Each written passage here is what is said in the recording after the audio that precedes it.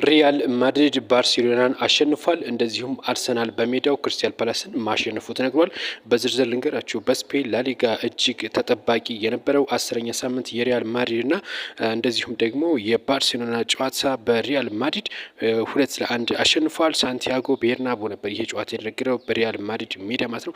ምሽት 12 ሰዓት ነበር ይህ ጨዋታ የተጀመረው። በዚህም እንግዲህ ክሊያን ምባፔ አንድ ጎል አስቆጥሯል። እንደዚሁም ደግሞ ፈርሚኒዮ ሉፔንፔዝ ለባርሴሎና አንድ ጎል ሲያስቆጥር የሪያል ማድሪድ የማሸነፊያ ጎሏን ደግሞ ጁድ ቤሊንግሃም ነው ያስቆጥረው። ከዚህ ጋር ተያይዞ ሪያል ማድሪድ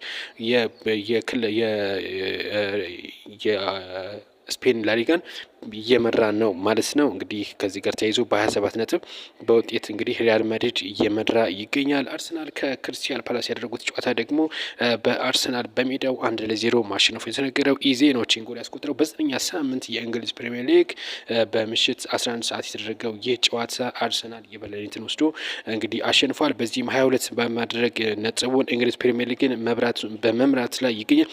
ማንቸስተር ሲቲም እንደዚሁ በአስቶን ቪላ 1-0 ማሸነፉ ነው የተነገረው።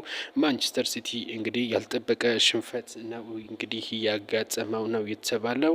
ከዚህ ጋር ተያይዞ ማንቸስተር ሲቲ ወደኋላ የተመለሰ ነው የሚገኘው።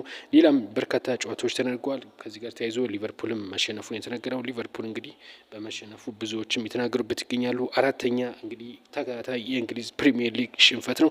ማንቸስተር ዩናይትድም 4-2 በሆነ ውጤት አሸንፏል። ማንቸስተር ዩናይትድ ለሶስተኛ ጊዜ ነው እንግዲህ ድል እያደረገው።